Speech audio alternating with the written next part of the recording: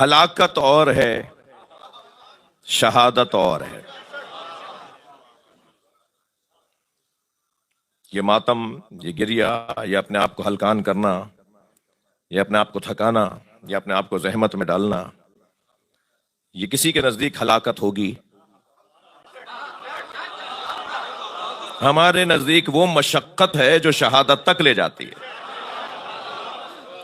یہ جس نے اس گھڑے سے پانی نہیں پیا نا، اسے اس کا ذائقہ کا بھی نہیں پتا۔ ذائقے کا جب معلوم ہوگا جب اس گھڑے سے وہ پانی پیے گا۔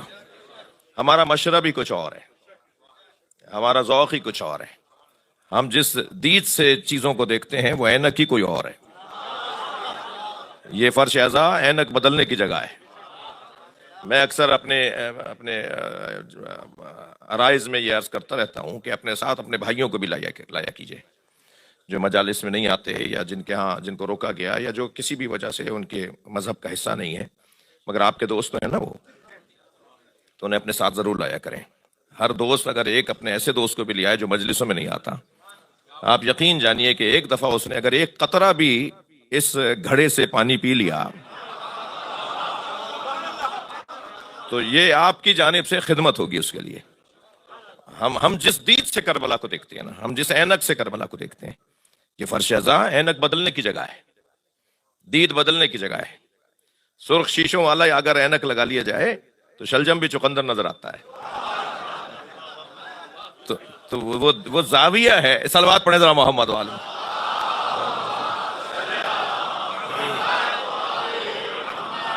وہ زاویہ ہے کہ جو چیزوں کو بدل دیتا ہے۔ کس زاویے سے دیکھ رہے ہو، کس اینک سے دیکھ رہے ہو، کیا دیکھ رہے ہو؟ جی، آپ میں سے بہت سارے دوست یہاں آئے ہوں گے پڑھنے کے لیے، خاص طور پہ مغربی ممالک میں، خاص طور پر سمندر پار ممالک کے اندر جوان جاتے ہیں پڑھنے کے لیے، والدین سے وعدہ کر کے جاتے ہیں اپنے دوستوں سے کہ ہم بس اتنے 4 سال کا 4 سیمسٹر ہیں، 8 سیمسٹر ہیں کر کے واپس آ رہے ہیں، اور پھر وہیں کے ہو کے رہ جاتے ہیں، اور پھر ابا اماں کو بھی وہیں بلا لیتے ہیں، اور پھر واپس جب کبھی کبھی اپنے وطن میں آتے ہیں تو توتلے ہو کر تو اردو بولتے ہیں۔ ارے بھائی تمہیں کیا ہو گیا؟ کہنا نہیں وہ انگریزی بولتے ہیں نا، تو تم جو یہاں 25 سال تک اردو بولتے رہے، پنجابی بولتے رہے، سندھی بولتے رہے، گجراتی بولتے رہے، جی تو تم نے وہاں جا کے انگریزوں کو بھی سکھائی اپنی زبان؟ کیوں کبھی ایسا نہیں ہوتا یا کم ہوتا یا نہیں ہوتا؟ اس کی وجہ یہ ہے کہ ہم احساس کمتری کا شکار ہیں۔ ہم اپنی زبان پر اتنا اعتبار نہیں رکھتے، اتنا پیار نہیں کرتے جتنا دوسرا کرتا ہے اپنی زبان پر، تو وہ واپس ہی نہیں آتا، وہیں کا رہ جاتا ہے، ہو جاتا ہے، اور پھر عجیب و غریب حلیوں میں رہتا ہے، عجیب و غریب اس کو پھر مجالس میں بھی بہت کچھ اس کا مزاج بدلا سا ہوتا ہے، اور عبادات میں بھی اس کو ذائقہ نہیں آ رہا ہوتا۔ جی،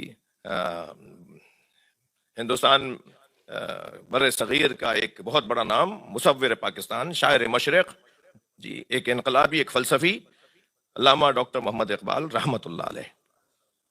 وہ جب یورپ پڑھنے گئے، میونخ یونیورسٹی سے انہوں نے پی ایچ ڈی کیا، ڈاکٹریٹ کی سند انہوں نے جرمنی سے لی، اور جب وہاں پڑھنے کے لیے گئے، مجھے شوق تھا کہ جب میں ان علاقوں میں جاؤں تو علامہ اقبال کا گھر بھی دیکھوں، اور پیرس میں حضرت آیت اللہ خمینی کا گھر بھی دیکھوں، اور الحمدللہ دونوں کے گھروں پہ جا کر، دونوں کے دروازوں پہ کھڑے ہو کر ان کے لیے فاتحہ بھی پڑھی، اور تھوڑی دیر ان کے لیے گفتگو بھی کی۔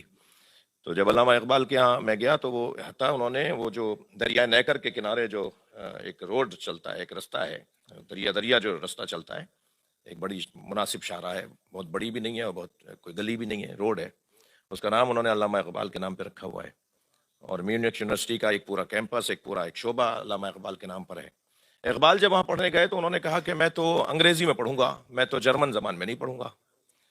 اب اتنا مضبوط طالب علم کہ وہاں جا کر مزاج بدل دیا، اور انہوں نے مجبوراً اقبال کو نہیں چھوڑ سکتے تھے، اقبال جیسے شاگرد کو ضائع نہیں کر سکتے تھے، انہوں نے اپنی زبان، تعلیمی زبان بدل دی، اور جرمن زبان کے بجائے انہوں نے انگریزی میں تعلیم شروع کر دی، جو آج تک اقبال کے مرہون منت ہے۔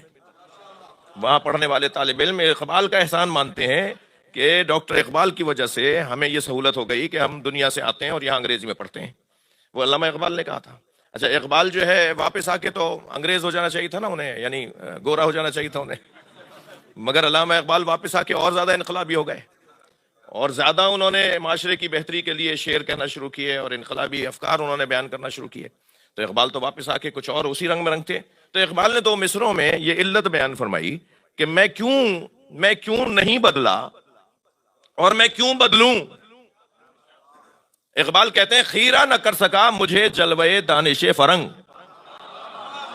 یہ یورپ کا، یہ فرنگ کا، فرنگیوں کا، یہ یورپ کا جو انداز تعلیم تھا، یہ اس سے میری آنکھیں پھٹی نہیں، میری آنکھیں چکنا چوند نہیں ہوئی، میری آنکھیں خیرہ نہیں ہوئی. خیرہ نہ کر سکا مجھے جلوے دانش فرنگ، سرما ہے میری آنکھ کا خاک مدینہ و نجف. جس کی آنکھوں میں مدنی سرما لگا ہوا ہو، جس کی آنکھوں میں نجفی سرما لگا ہوا ہو، جس کے پاس نبی اور علی جیسا وجود ہو، وہ کسی مستر سے غروب میں نہیں آتا، وہ کسی لیڈی سے روب میں نہیں آتا.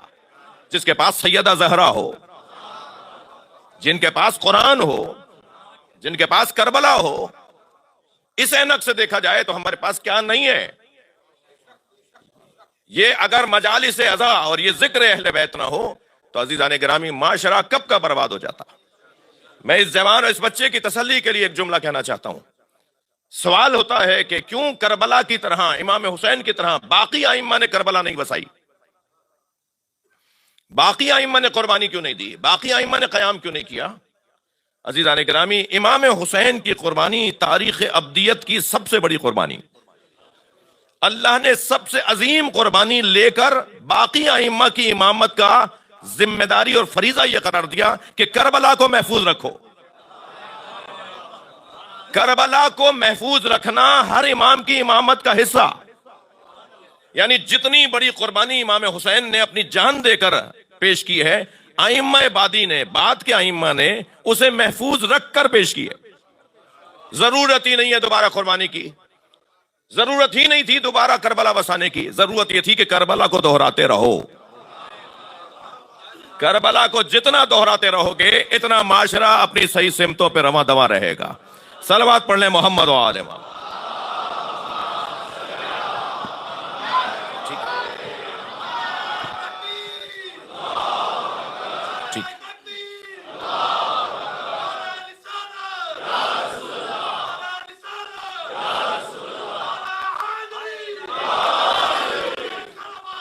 اللہم صل علی محمد و آل محمد. ہلاکت اور ہے، شہادت اور ہے. ہلاکت میں بھی مشقت ہے بھائی، تکلیف تو ہوتی ہے ہلاک ہونے والوں کو بھی، اور شہید ہونے والے کو بھی تکلیف ہوتی ہے.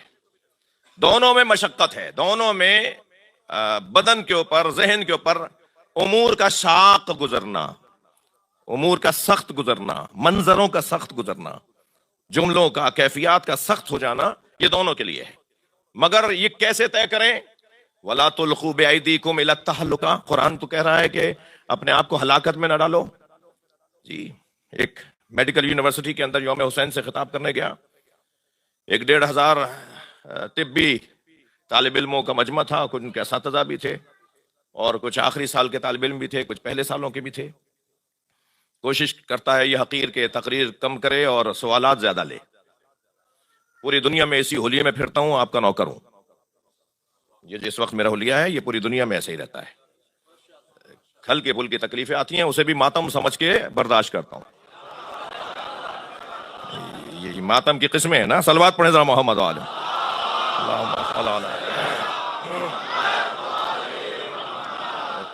تو یہ جہاں جانا ہوتا ہے تو ہر سفر کے اندر کوئی نہ کوئی برابر میں ضرور بیٹھا ہوتا ہے یا قریب سے گزرتا ہے، تو وہ کہہ دیتا ہے کہ آپ شیعہ مولوی ہیں، آپ سے سوال کر لوں؟ تو میں کہتا ہوں میں تو یہ پہن کے اس لیے پھر رہا ہوں کہ آپ سوال کر لیں. ہمارے بارے میں خود سے طے کرتے ہیں، ہم سے نہیں پوچھتے. کالے کپڑے تو میں پہن رہا ہوں نا، تو جواب بھی میں ہی دوں گا. ماتم ہم کر رہے ہیں تو ماتم کی دلیل بھی ہم ہی دیں گے بھائی. اگر رو ہم رہے ہیں تو رونے پر دلیل بھی ہم ہی دیں گے. جی، میں ہاتھ کھول کے نماز پڑھ رہا ہوں تو اس پہ دلیل میں دوں گا نا. جو نہیں پڑھ رہا وہ کیا دلیل دے گا بھائی؟ مثلا سجدگاہ رکھ کے میں اگر نماز پڑھ رہا ہوں تو سجدگاہ رکھنے کی دلیل تو وہ دے گا نا جو رکھ رہا ہے. جو رکھ ہی نہیں رہا وہ کیا دلیل دے گا؟ وہ تو ایک ہی بات کرے گا، یہ صحیح نہیں ہے، یہ جائز نہیں ہے. تو وہاں بھی اس طرح کی گفتگو رہی اور ہم نے کہا بھی سوالات کا دورانیہ شروع کیے. تو ایک ڈاکٹر صاحب کھڑے ہو گئے، انہوں نے کہا کہ مولانا یہ اپنے بدن کو تکلیف پہنچانا یہ اپنی باڈی کو تکلیف پہنچانا، یہ اللہ کی امانت ہے. اللہ کی امانت میں خیانت جائز نہیں ہے. یہ اللہ کی چیز ہے. آپ کیسے اس کو تکلیف پہنچا سکتے ہیں؟ آپ کیسے اس کو چٹکی بھر سکتے ہیں؟ کیسے آپ اس کو نیلا کر سکتے ہیں؟ کیسے آپ اس کو تکلیف پہنچا سکتے ہیں؟ تو میں نے کہا آپ کا شعبہ میڈیکل میں کیا ہے؟ آپ کون سے میڈیسن کے ڈاکٹر ہیں؟ آپ جنرل فزیشین ہیں؟ آپ ہیں کون؟ اپنا تعارف کروائیں، کیونکہ یہ قاعدہ قانون اہل بیت کا دیا ہوا ہے. کلم الناس علی قدر عقولہم، لوگوں سے ان کی عقلوں کے مطابق بات کیا کرو.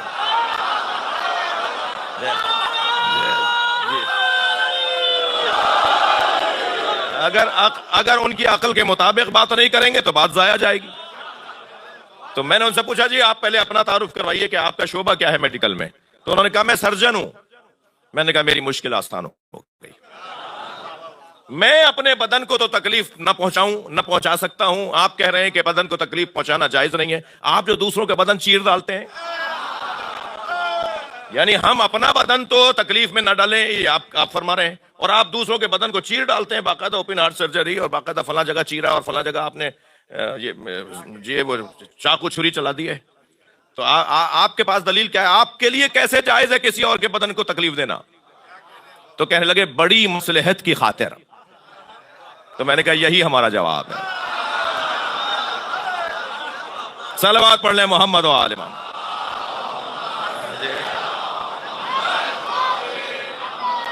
ہلاکت میں اور شہادت میں فرق کیسے پتا چلے گا میرے جوان عزیزو؟ کیسے پتا چلے گا ہلاکت اور شہادت میں فرق کیا ہے؟ ہلاکت اور شہادت کا فرق ہدف اور عدم ہدف کی بنیاد پر ہوگا. اگر ہدف پاک ہے اور اس رستے کے اندر موت آ جائے تو شہادت، اور اگر ہدف ناپاک ہے اور اس رستے میں موت آ جائے تو ہلاکت. تو صرف مرنا ہلاکت نہیں ہوتا، اپنے آپ کو تکلیف دینا ہلاکت نہیں ہے. ہدف پوچھا جائے کیا ہے، اور ہدف وہی ہے جو میں گزشتہ 25 منٹ سے آپ سے کہہ رہا ہوں. ہدف یہی ہے کہ لوگوں کو خوبیوں کی طرف توجہ دلاؤ. خوبیوں کے مجموعے کو کربلا کہا جاتا ہے، کمالات کے مجموعے کو امام حسین کہا جاتا ہے. ہم ان آوازوں کے ذریعے، ان شرکتوں کے ذریعے سے، اس عزاداری کے ذریعے سے، اس نوحخانی ماتمداری، اس مجلس کے ذکر کے ذریعے سے، مجلس اعضاء کے انعقاد کے ذریعے سے خوبیوں کی طرف لوگوں کو توجہ دلاتے ہیں. اور کربلا مجموعہ ہے محاسن کا، کربلا مجموعہ ہے خوبیوں کا. کربلا کتنی بڑی نعمت ہے، ذکر کربلا کتنی بڑی دولت ہے. جتنا مجھے اس کے بارے میں معلوم ہوگا اتنا ہی میں اس کے بارے میں سنجیدہ تر ہوتا چلا جاؤں گا. ہم میں بہت سے لوگ ہیں جن کو کوئی فرق نہیں پڑتا کہ اگر کہیں عالم کا مسئلہ ہو جائے، کہیں عزاداری کا مسئلہ ہو جائے، کہیں اگر ذکر اہل بیت میں رکاوٹ آ جائے، وہ کہتے ہیں کیا مسئلہ ہے، کیوں ضد کر رہے ہو، چھوڑ دو. اور کچھ ہے کہ جو اس کی خاطر جان دینے کو تیار ہو جاتے ہیں. دونوں کا فرق کیا ہے؟ دونوں کا فرق یہ ہے کہ ایک کے نزدیک اس کی قدر روشن ہے اور ایک کے نزدیک اس کی قدر روشن نہیں ہے. جس کے نزدیک روشن ہے وہ کہتا ہے تمہیں کیا پتا یہ کیا چیز چھین رہے ہیں ہم سے. یہ ایک وقت کی مجلس نہیں ہے. ایک جملہ اگر کسی کو ہدایت دے دے تو معصوم فرماتے ہیں کہ سورج جہاں جہاں روشنی ڈالتا ہے اتنے ذروں سے زیادہ ثواب ہے ایک انسان کو ہدایت دینا. صلوات پڑھ لیں محمد و آل محمد.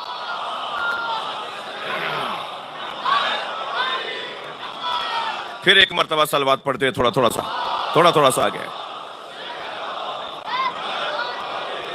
تھوڑا سا آگے آئیے. زحمت فرمائیے.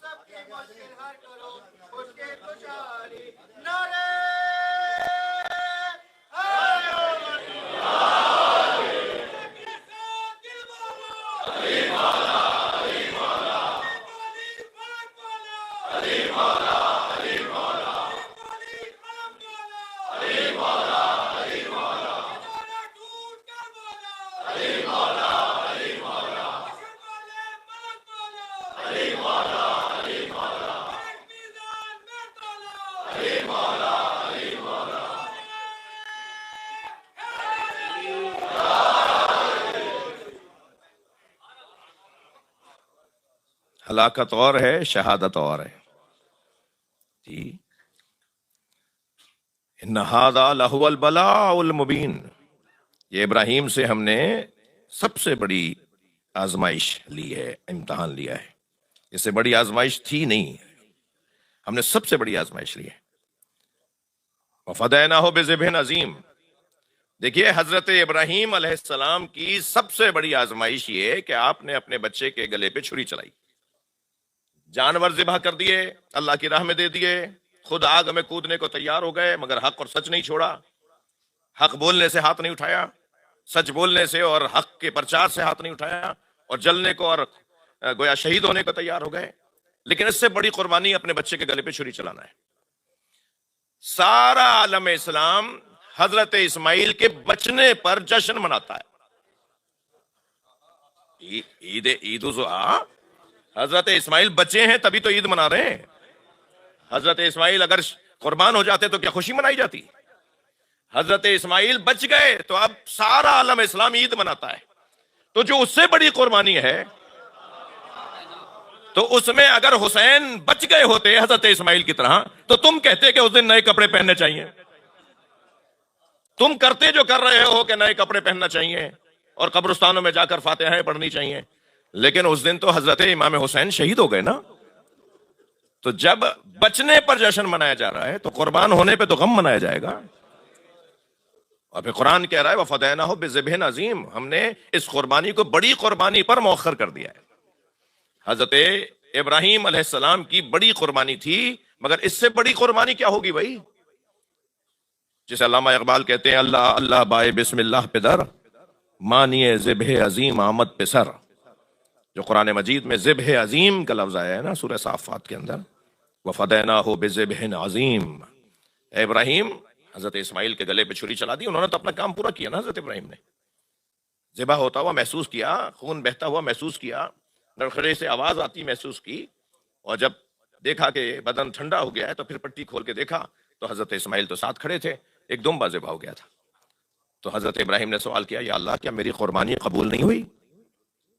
تو آواز آئی کہ نہیں، تمہاری قربانی قبول ہو گئی، مگر ہم تم ہی سے، تمہاری ہی نسل سے، تمہارے ہی خاندان سے، تمہارے ہی بچوں سے اس سے بڑی قربانی لیں گے۔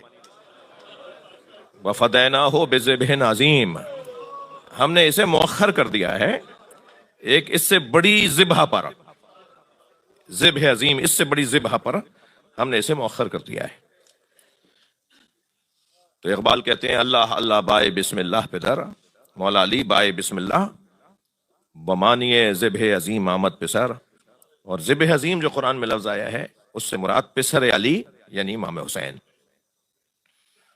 یہ واحد واقعہ ہے تاریخ ابدیت کا جو رونما ہونے سے پہلے بھی منایا جاتا تھا۔ حضرت آدم کو اللہ نے گزارا کربلا سے، حضرت آدم کی سواری گر گئی، اس کا گھٹنا مڑا، گری تو حضرت آدم بھی زمین پر آ گئے۔ حضرت آدم کا سر لگا ایک پتھر پہ جا کے، آپ کی پیشانی سے خون آنے لگا، فرمایا یا اللہ کیا مجھ سے کوئی خطا ہوئی ہے؟ آواز آئی کہ نہیں، آخری زمانے میں اس زمین پر ہم ایک بڑی قربانی لیں گے، ہم نے تمہارا خون اس خون کے ساتھ ملا دیا ہے۔ 9 نبیوں کے واقعات ہیں، حضرت ابراہیم بھی گزرے یہاں سے، حضرت موسیٰ بھی گزرے کربلا سے، اور ہر نبی کا خون اللہ نے امام حسین کے خون کے ساتھ ملایا ہے۔ حتیٰ امام حسین حتیٰ مولا علی جب جنگ صفین سے لوٹ رہے ہیں تو کربلا سے گزرتے وقت آپ نے فرمایا کہ قافلہ روک دو، اور جب قافلہ رکا تو آپ نے فرمایا کچھ دیر ہم یہاں قیام کریں گے۔ آپ ایک درخت کے نیچے جا کے لیٹ گئے، آپ نے اپنے پیر دراز کیے اور سر کے نیچے آپ نے ایک پتھر لگایا جی تکیے کے طور پر۔ تو مولا کے لشکر کا ایک سپاہی دوڑتا ہوا آیا، وہ مولا کے پیر دبانے کی اس نے کوشش کی، حضرت پیر اپنے کھینچ لیے، سمیٹ لیے، اور فرمایا میری خدمت کرنا چاہتے ہو؟ کہنے لگا میں آپ کی خدمت کرنا چاہتا ہوں۔ حضرت فرمایا اس درخت کو غور سے دیکھو، جس درخت کے نیچے مولا لیٹے ہوئے تھے نا، حضرت فرمایا اس درخت کو غور سے دیکھو، اس درخت کے قریب کھڑا ہو کر میرا حسین پانی مانگے گا۔ اجرکم اللہ، اجرکم اللہ۔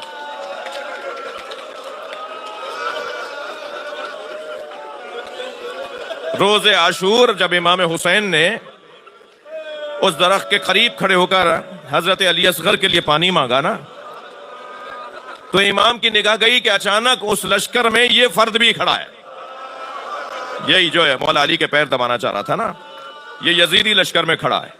تو حضرت نے اس کو آواز دے کر کہا تمہیں یہ درخت یاد ہے؟ امام نے فرمایا یہ درخت تمہیں یاد ہے؟ میرے بابا نے تم سے کہا تھا نا اس درخت کو یاد رکھنا۔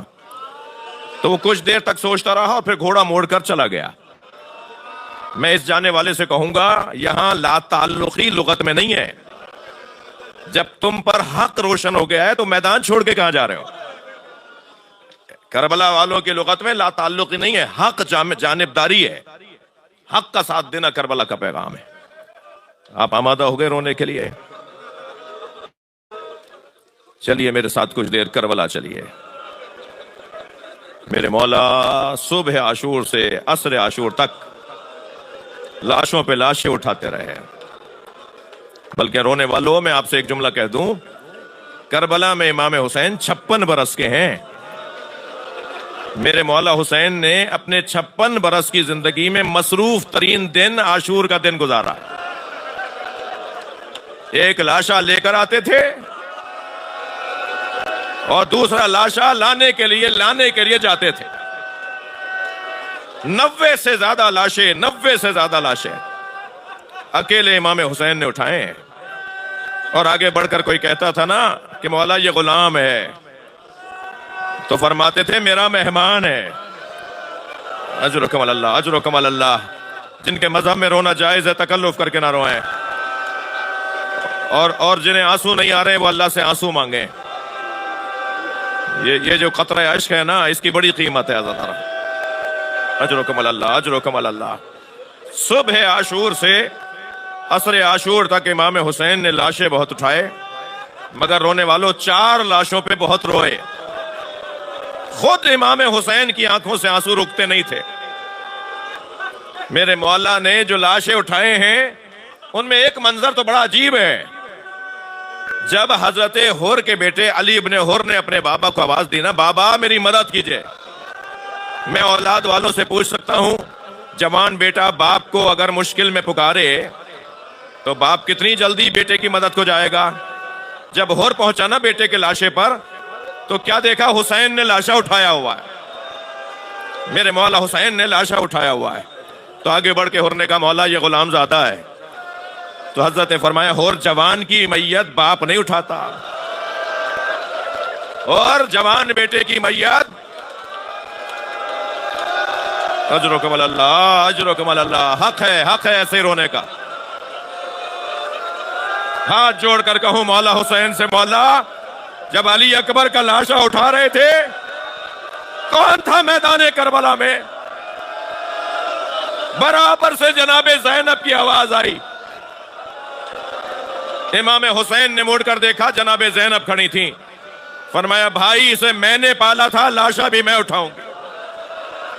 واحد لاشا ہے حضرت علی اکبر کا جو جناب زینب نے امام حسین کے ساتھ اٹھوایا ہے۔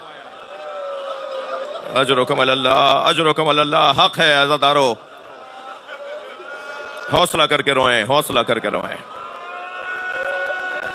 مجھے جلدی نہیں ہے، میں نے ایک جملہ کہا اسے ذرا نبھاؤں۔ امام حسین نے لاشیں تو بہت اٹھائے مگر 4 لاشوں پہ بہت روئے۔ پہلا لاشا جس پر حسین بہت روئے وہ قاسم کا لاشا، اپنے یتیم بھتیجے کا لاشا، چاند جیسے چہرے والے خوب روح کا لاشا۔ شب عاشور میرے دوستوں نے روشنیاں بھی بند کر دی نا۔ شب عاشور امام حسین نے بڑے خیمے میں تمام اصحاب کو جمع کیا اور اصحاب سے گفتگو فرمائی اور بتایا کہ کل کربلا میں کیا ہونے والا ہے، کل عاشور کے دن کربلا میں کیا ہونے والا ہے۔ امام نے فرمایا کہ تم میں سے اگر کوئی جانا چاہے تو چلا جائے، یہ مجھے مارنا چاہتے ہیں، یہ تمہیں بھی میری وجہ سے ماریں گے، اور دیکھو اگر جانے میں تم میں سے کسی کو شرمندگی محسوس ہو رہی ہو تو میں خیمے کا چراغ بجھا دیتا ہوں، اندھیرا ہو جائے تو چلے جانا۔ پھر حضرت نے فرمایا اگر تم یہ بھی نہیں کرنا چاہتے تو کسی ایک فرد اہل بیت کو اپنے ساتھ لے جاؤ تاکہ تم جب اپنے شہر جاؤ تو بتا سکو کہ ہم اہل بیت کو بچا کے لائیں. یہ صرف مجھے مارنا چاہتے ہیں. میں میدان کربلا میں رہوں گا, تم میں سے کوئی جانا چاہے تو چلا جائے. امام نے چراغ بجھا دیا. کچھ دیر کے بعد جب دوبارہ چراغ جلایا تو کوئی اپنی جگہ سے ہلا نہیں. اور حضرت زہیر نے یا حضرت حبیب نے اصحاب کی نمائندگی میں کہا, مولا اگر ہم 70 مرتبہ مارے گئے اور دوبارہ زندہ کیے گئے تو ہم آپ کو چھوڑ کر نہیں جائیں گے. تب امام حسین نے فرمایا تھا, انی لا ارا اصحابا کا اصحابی, جیسے اصحاب میرے ہیں ایسے میں نے کسی اور کے اصحاب نہیں دیکھے. تمام اصحاب اپنے اپنے خیموں کو چلے گئے.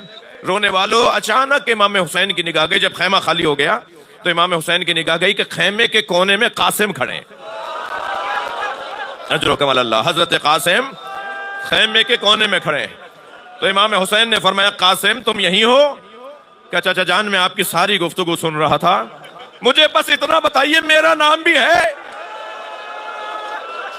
میں بھی کل شہید ہو جاؤں. امام حسین نے بے ساختہ فرمایا, تم تو بہت بڑے ہو قاسم. 11 سال کے قاسم تم تو بہت بڑے ہو, تمہارا چھوٹا بھائی علی اصغر بھی شہید ہو جائے گا. جیسے ہی جناب قاسم نے یہ سنا نا کہ تمہارا چھوٹا بھائی قاسم بھی شہید ہو جائے گا, تو ایک مرتبہ ہاشمی جوش لیا, انگڑائی لی, کمر کا پٹکا کھلا, آواز دے کر کہا, چچا جان ہل یسلون الی الخیام, میرا بھائی تو خیمے میں جھولے میں ہے, کیا یہ خیمے میں گھسائیں گے؟ فرمایا, نہیں قاسم, میں اسے اپنی گود میں لے کے جاؤں گا, دشمن میرے بچے کے گلے پہ تیر مار دے گا. اجرکم اللہ, اجرکم اللہ. فرمایا, قاسم بتاؤ تمہارے نزدیک موت کیسی ہے؟ فرمایا, چچا جان احلی من العسل, شہد سے زیادہ میٹھی ہے. اب روز عاشور نمودار ہوا تو حضرت قاسم بار بار آ کے کہتے تھے, چچا مجھے جانے کی اجازت ہے؟ تو فرماتے تھے, تم اپنی بیوہ ماں کا سہارا ہو. تو فرماتے تھے, جب میں خیمے میں جاتا ہوں تو ماں در خیمے پہ کھڑی ہے, ماں در خیمہ پہ کھڑی ہے اور مجھ سے کہتی ہیں, کب قربانی دو گے؟ اجرکم اللہ. پھر ایک ایسا وقت آیا کہ امام حسین نے قاسم کو گلے لگا کر اتنا گریہ کیا کہ حضرت قاسم بھی اور امام حسین بھی غش کھا کے زمین پر آئے. اللہ رے غربت زینب کبریٰ, جب کوئی بے ہوش ہو جاتا ہے تو پانی کے چھینٹے جیے جاتے ہیں نا, یہاں تو پینے کو پانی نہیں ہے. میری بیوی سرہانے بیٹھ گئیں, چند قطرے آنسوؤں کے مولا کے چہرے پر آئے. حسین نے آنکھیں کھول دی, بھائیوں کے ہوتے ہوئے بہنیں روتی نہیں ہیں. زینب تم کیوں روئی ہو؟ کہ بھائیا یہ کیا منظر بن رہا ہے. حضرت قاسم کو روانہ کیا, اپنے ہاتھوں سے تیار کیا امام حسین نے, اور قاسم نے ارزق شامی اور اس کے 3 پہلوان بیٹوں کو واصل جہنم کیا. اور پھر جب جناب قاسم کو کسی نے آواز دے کر کہا نا, قاسم تمہارے جوتے کا تسمہ کھل گیا ہے, اور حضرت قاسم نے جھک کر دیکھا تو سر پہ گرز آ کے لگا. زمین کربلا پہ گرتے ہوئے اجرکم اللہ آواز دی, چچا جان میری مدد کیجئے. حسین مولا گھوڑے پر بیٹھ کر روانہ ہوئے اس جانب جہاں جناب قاسم گرے تھے, اور تلوار نکال کر یہ کہتے ہوئے بڑھے, تم نے میرے بھتیجے کو یتیم سمجھا ہے؟ تم نے میرے بھتیجے کو اکیلا سمجھا ہے؟ دشمن یہ سمجھا کہ حسین نے حملہ کر دیا.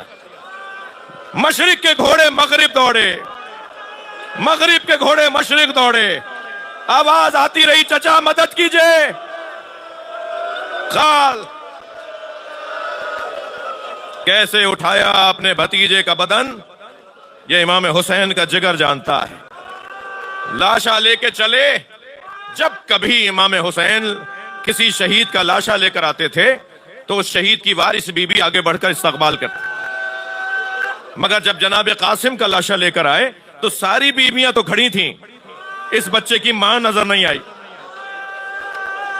مجلس میں خواتین بھی آئی ہوئی ہیں نا. کربلا کے واقعے میں بیویوں کا بڑا کردار ہے. جب امام لاشا لے کے قریب آئے تو دیکھا اس بچے کی ماں نہیں ہے جو آگے بڑھ کے بچہ میری گود سے لے لے. تو جناب زینب کو دیکھ کے فرمایا بھابھی کہاں ہے؟ امام حسین نے فرمایا زینب بھابھی ام فروا کہاں ہے؟ تو ایک بی بی کی آواز آئی، جب قاسم کے گرنے کی خبر آئی تھی تو بی بی ام فروا پشت خیمہ پر چلی گئی تھی. اب جا کے جو بیویوں نے دیکھا پیشانی سجدے میں ہے. ہاں جناب ام فروا تسبیح پڑھ رہی ہیں، شکران شکرا حقاً حقا، یا اللہ تیرا کرم، تو نے میری قربانی قبول کر لی. اجر و کمل اللہ. تھکے نہیں عزاداروں، مجھے ایک منزل اور لینی ہے. بلایا، سجدہ مکمل ہوا تو جناب زینب نے فرمایا بھابھی آپ کو حسین بلا رہے ہیں. آئیں وہاں پر جہاں لاشا رکھا ہوا تھا، بیٹھ گئی اپنے بچے کے لاشے کے قریب، پامال بدن دیکھنا شروع کیا. لاشے کو دیکھ دیکھ کر امام حسین کو دیکھا، آواز دے کر کہا بھائی حسین مجھے قاسم کا خون بھرا کرتا چاہیے. اجر و کمل اللہ، اجر و کمل اللہ. اللہ ان آوازوں پر رحمت نازل فرمائے. امام حسین نے نہیں فرمایا بھابھی اس کرتے کا کیا کریں گی جو گھوڑوں کی سموں سے تار تار ہو گیا، جو چاک چاک ہو گیا. مگر ایک ماں مانگ رہی تھی. کچھ ہی دیر میں امام حسین نے وہ تار تار کرتا، وہ خون بھرا کرتا حضرت ام فروا کو دے دیا. بی بی نے اسے اپنے خیمے میں لے جا کے رکھ دیا. اسی دن عصر کے وقت خیمے لوٹے، تبرکات لوٹ لیے گئے. یہ قافلہ 11 محرم کو اسیر ہو کے کوفہ گیا، کوفہ سے شام گیا، شام میں زندان میں رہا. زندان سے آزادی اور رہائی ملی تو تبرکات واپس آئے. ہر بی بی نے اپنی اپنی گٹھڑی اٹھائی بھی تھی. جناب ام فروا نے اپنی گٹھڑی سینے سے لگائی ہوئی تھی. یہ قافلہ شام سے کربلا آیا، کربلا سے مدینہ گیا. جب مدینہ پہنچی تو فرمانے لگی میرا اونٹ جنت البقیع لے جاؤ، میرا اونٹ جنت البقیع لے جاؤ. جب جنت البقیع پہنچی، قبر امام حسن کے برابر بیٹھی، گٹھڑی کھولی، خون بھرا کرتا امام حسن کی قبر پہ پھیلا دیا. اے میرے والی تمہارے بچے کی نشانی لائی.